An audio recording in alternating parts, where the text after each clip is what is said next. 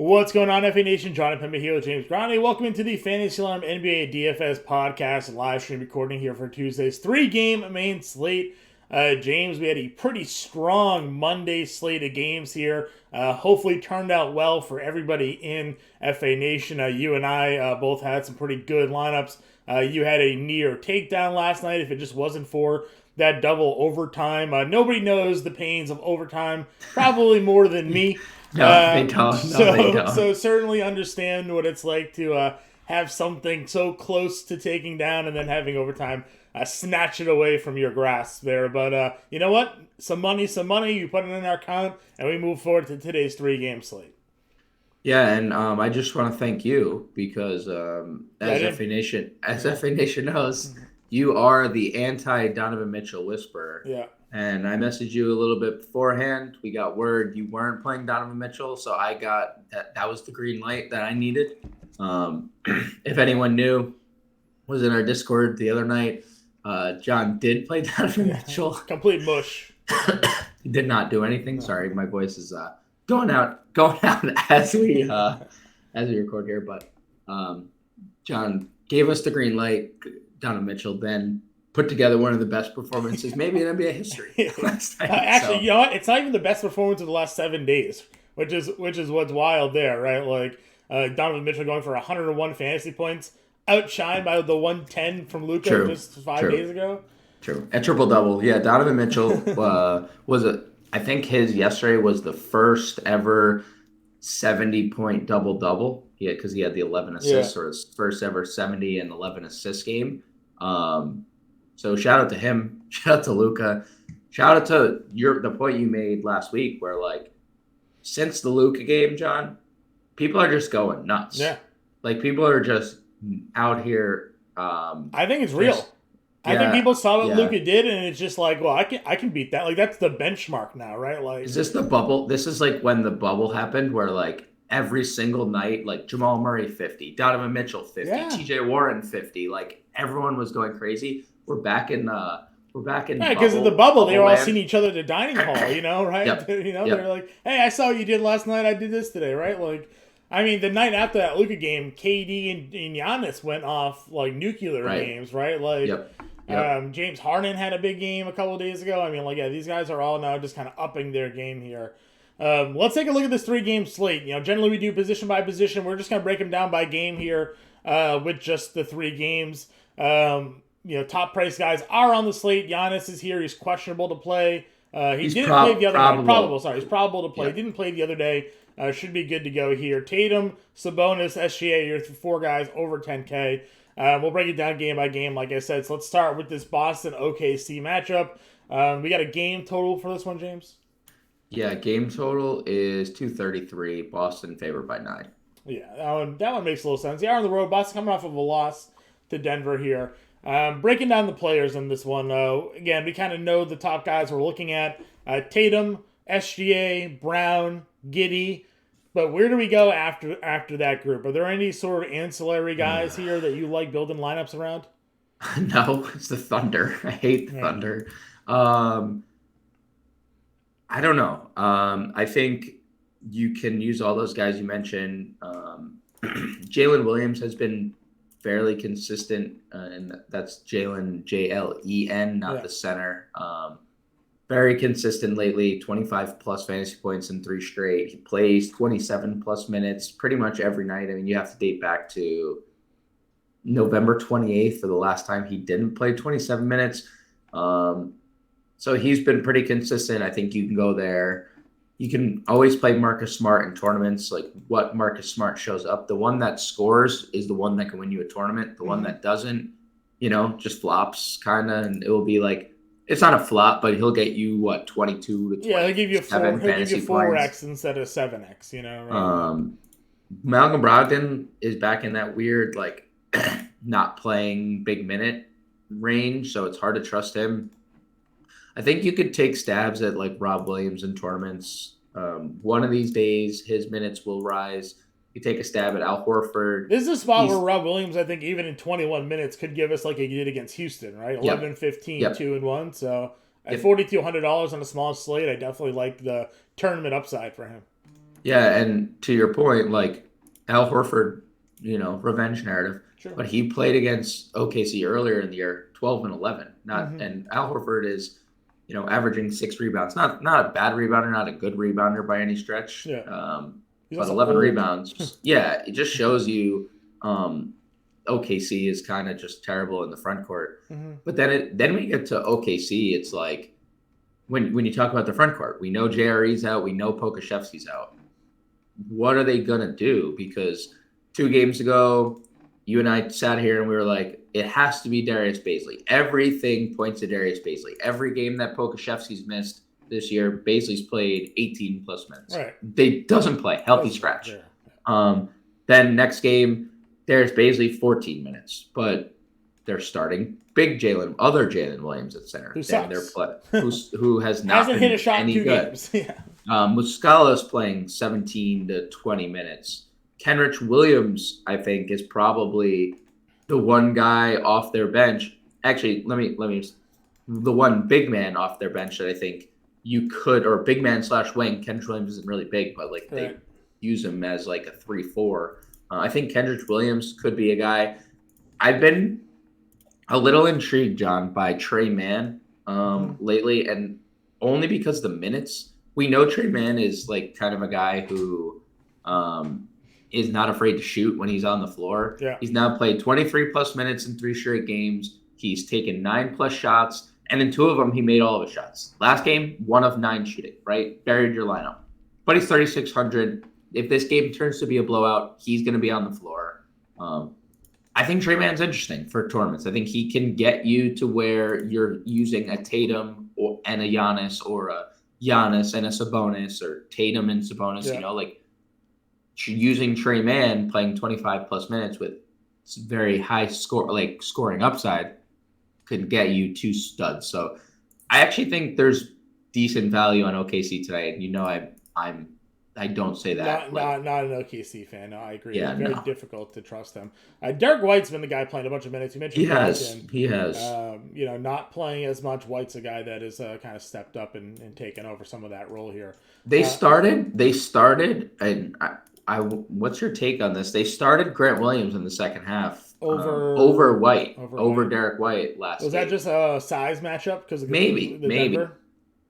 And OKC doesn't really have that size, so I'm thinking maybe this is a Derek White spot. Maybe because if they're running Trey Mann 28 minutes and they're playing Giddey 30 and they're playing like somebody I think on a small slate you can kind of throw some darts at Grant Williams because he is a 3-point shooter, so he only needs to make a couple of buckets. He's a good 3-point shooter too, so he's not a guy that you need to hope he hits 3 of his 10. He'll hit 3 of his 5. Right? So.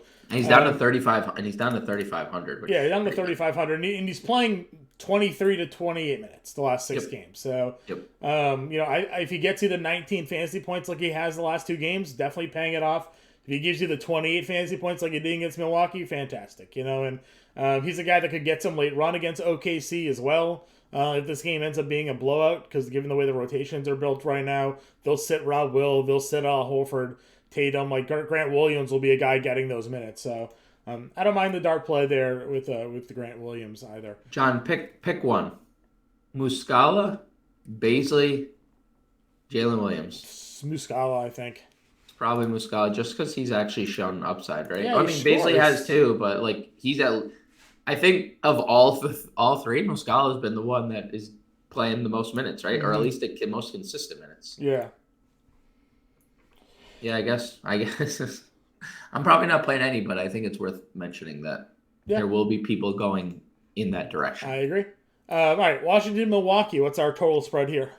The total in this game is 220.5. Milwaukee giving 8 points to Washington. Giannis and Drew Holiday are both probable for this game. Chris Middleton is out. Bradley Beal is questionable.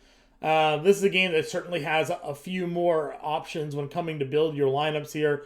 Giannis, I imagine, is going to be the highest roster guy on the slate. Right? Right, 3-game slate. He's 12K.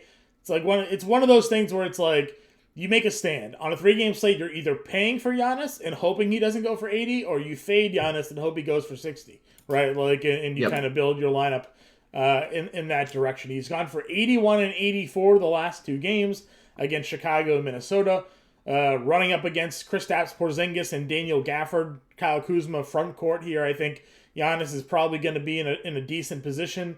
So I am looking to spend up for Giannis here today. And then you kind of know the core. You know Giannis, Porzingis, Kuzma, Holiday, all going to be in play. You've been talking up a little Bobby Portis lately. 38, 45, and 38 fantasy points the last couple of games here. Drew Holiday coming back might impact that a bit, but there's still no Chris Middleton here.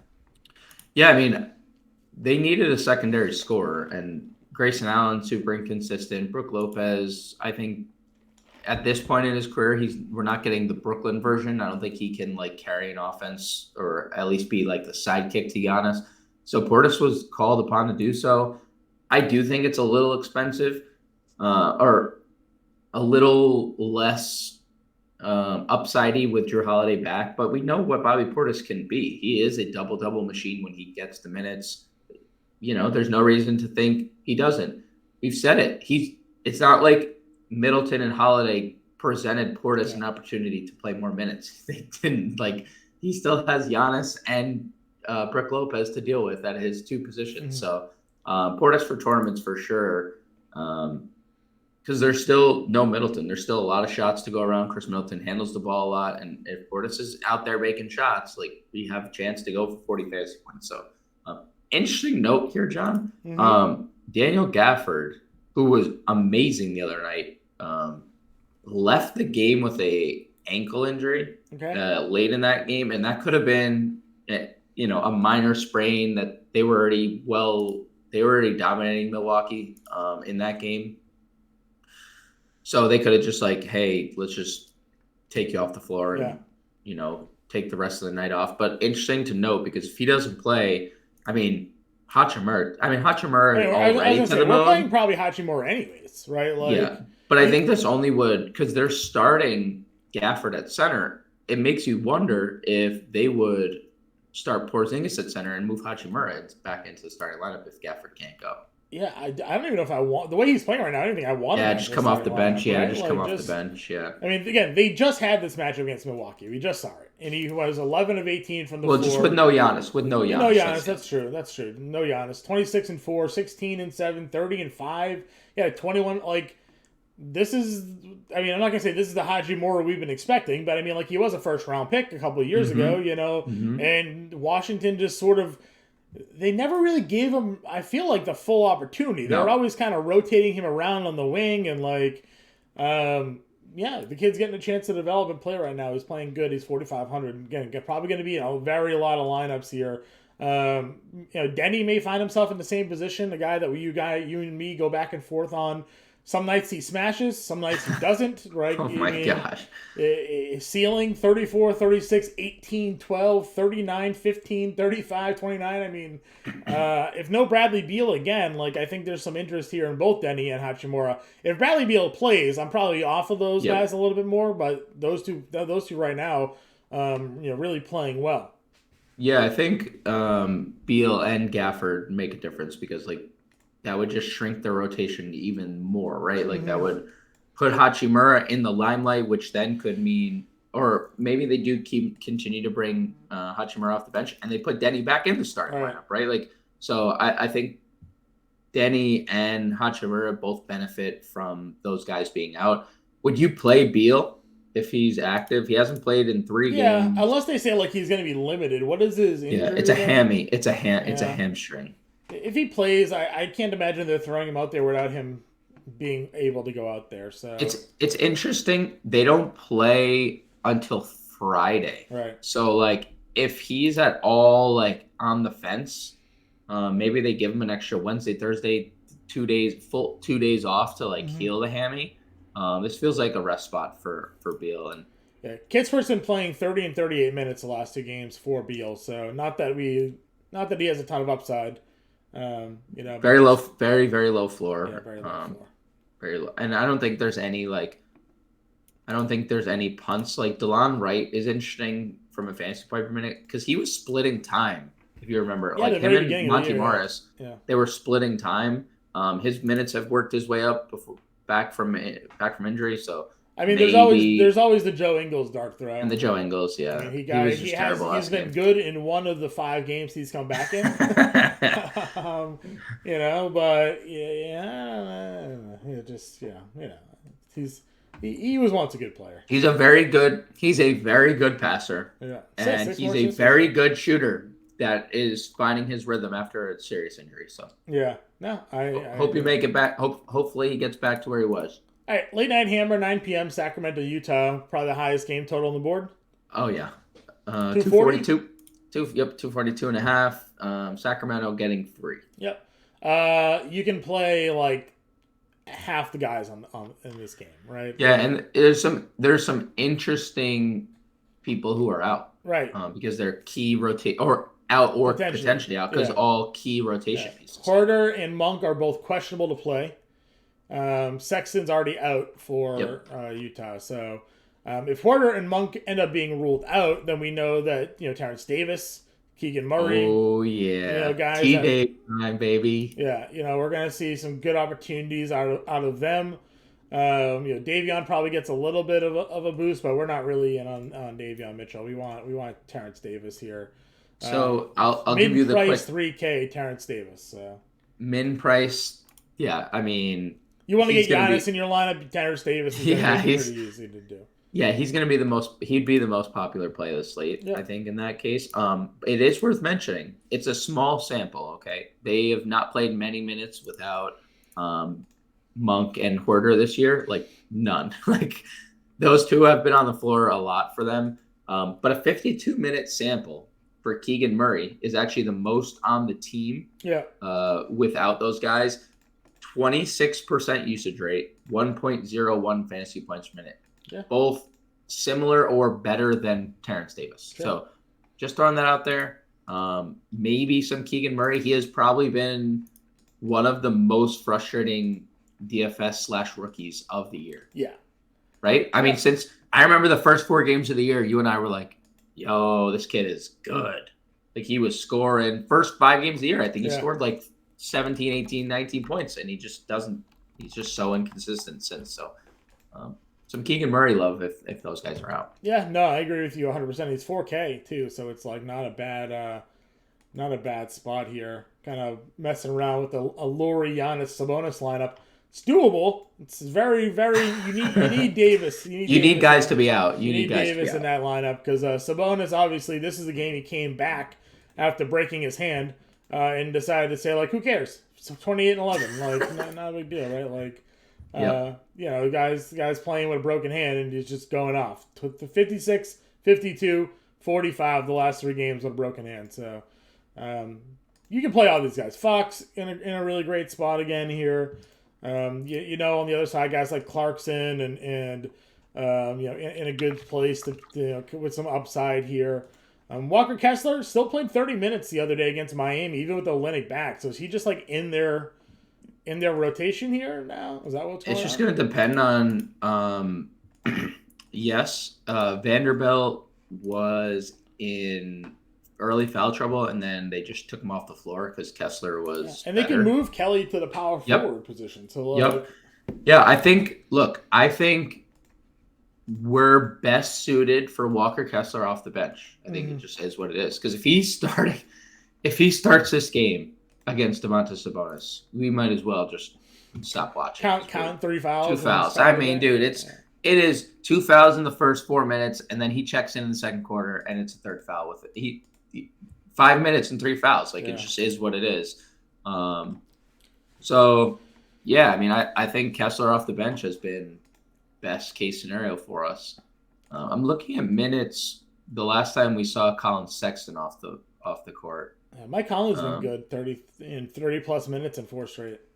Yeah, I think Conley is the reason that they were so good early was because Mike Conley was so good. Yeah. And it's solid floor. The assists have been there. The rebounds, when he scores, it's like the same thing with Marcus Smart, right? Like, when he scores, he has 30, 40 fantasy point upside. Yeah. So, and now no Sexton. Love that. All right, let's build a lineup here. We're gonna... Well, I think just worth mentioning, Malik Beasley is firmly in play. I think with Colin Sexton out, I think looking at the latest box scores with Sexton out, 24 minutes against Detroit. We got 23 minutes. He was 1 for 10 in that game, like Beasley was. 26-point loss. I'm not even going to look at that because that's not going to tell us anything. He played 25 minutes against the Pelicans. Like, Malik Beasley is going to play somewhere from 23 plus minutes, depending on how his shot is going with Sexton off the floor. No, good tournament play. Great tournament play.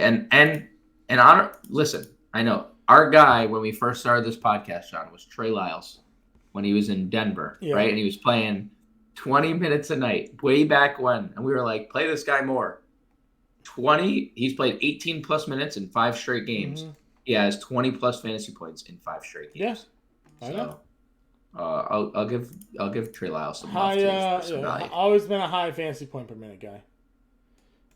Especially on a small slate. We talk about this all the time. The point expectations of smaller slates are lower generally. So, like, if a guy gives you 4x, that's okay because there aren't many guys in the slate that can give you 4x. So, it's okay if he gives you 17 fantasy points at 3,800 if it lets you get Giannis who goes for 80 because there's not many guys that can give you that. So, totally cool. Building this lineup, are we starting with Giannis here?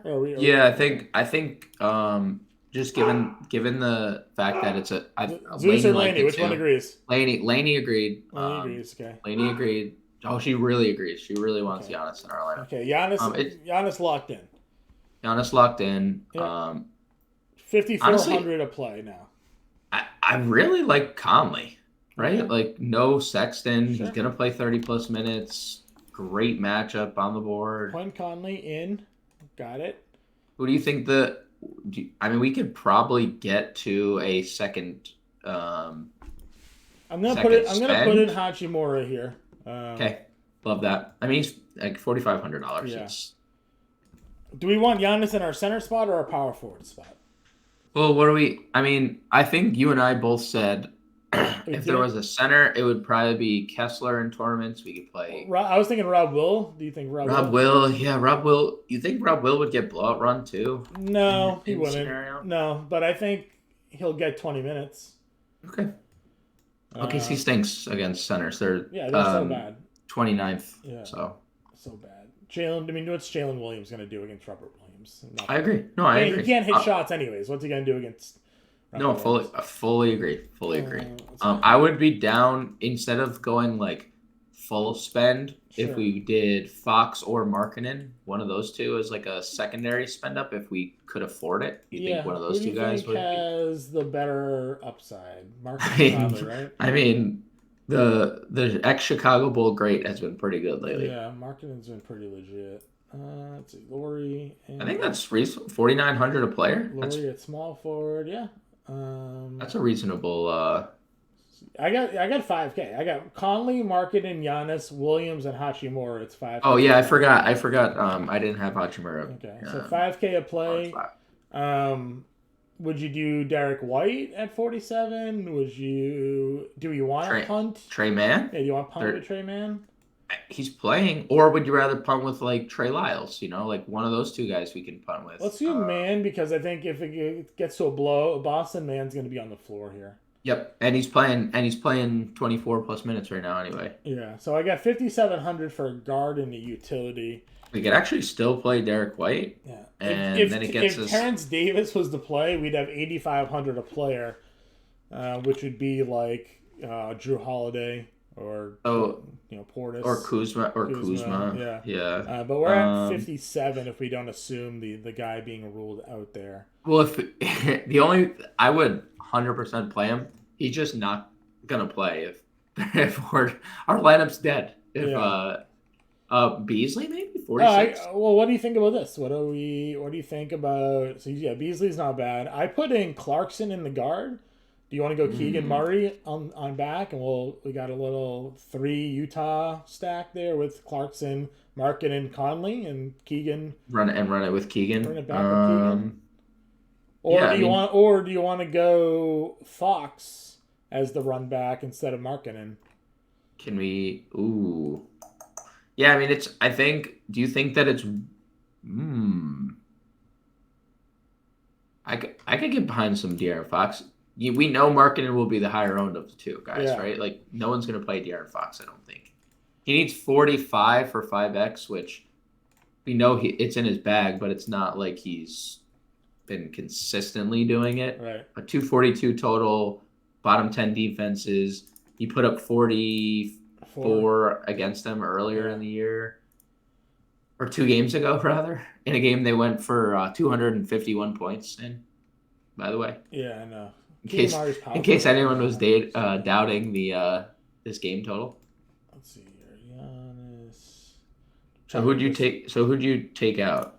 I'm marking it. I'm just trying to see if I can play around with this a little bit. Because the Keegan Murray, I can't get to Keegan Murray at small forward. Yeah, he's not a small. Why did they remove his small forward? They took away small forward position. Yeah, it's super annoying. I didn't realize that until this very moment in time. Jalen Williams at 49, but then we're playing 2 Thunder, and then it's like, ugh. So what I had, I moved Rob Williams out, moved Giannis to center, played Keegan Murray if we wanted to go the stack here at power forward, and gave us a $4,500 utility. Which it's Connaughton or Grant Williams. So low floor. Yeah, it would probably have to be Murray or Trey Lyles. Probably would be the 2 options. Yeah, we could go Lyles over Murray, right? And that would actually gives us a little better of a return there. 4,700. I think Lyles only benefits from those guys being out too. Yeah, we get Beasley. We know Beasley is what he is. So our lineup would be Conley, Mann, Beasley, Lyles, Giannis, Clarkson, Hachimura, and Fox. What a stack! Just full game stacking Sacramento, Utah. 2. Yeah, we got 2. We got at least 1 core Sacramento guy and a bench Sacramento guy, and then we got a core Utah. But we don't have Markkanen, who's been their best player. So that's like, that's a little iffy. I think we're kind of in it though, kind of in there. Unless you just don't think Giannis goes for 80, and then we can just play anybody really. So I mean, if you would rather just use like Sabonis, but I don't know. I think Giannis can go for 70. I know Holiday's back, but like look what he's doing. It's crazy. He's better at home. Yeah. Rested. Would you rather Sabonis Holiday or Giannis Clarkson? Not really a big change there, I guess. Yeah, I don't know. We've also seen like a couple times because Drew Holiday has been injured a couple times. Mm-hmm. He missed 11 days earlier in November. He then came back and played only 23 minutes against Philly. He like a couple times where he's missed time. Yeah. He did it against Utah where he missed 6 days, only plays 27 minutes when he comes back. So they like limit him coming back. I don't know if we go to Drew Holiday. He might not be limited at all, but they've done it a couple times where he's been limited. And okay. Yeah. All right, so let's go back then, and we'll go with the lineup that we had there with that. With Giannis at center. With Giannis at center. Oh no, we had Rob Williams at center. Rob Williams at center. Williams, and our small forward was who? What do we have there? We had Markkanen originally, but we had when we pivoted to our Utah stack, we had Giannis at center, and we kicked Rob Williams to the curb. All right, well, we can do this. $500 left on the table. Conley, Mann, Markkanen, Giannis, Rob Williams, Clarkson, Hachimura, Keegan Murray. Works. All right, that's the lineup we got here. If anything changes, of course, we'll make up in the Discord. Playbook will be out. If you have any questions, we will catch you guys later.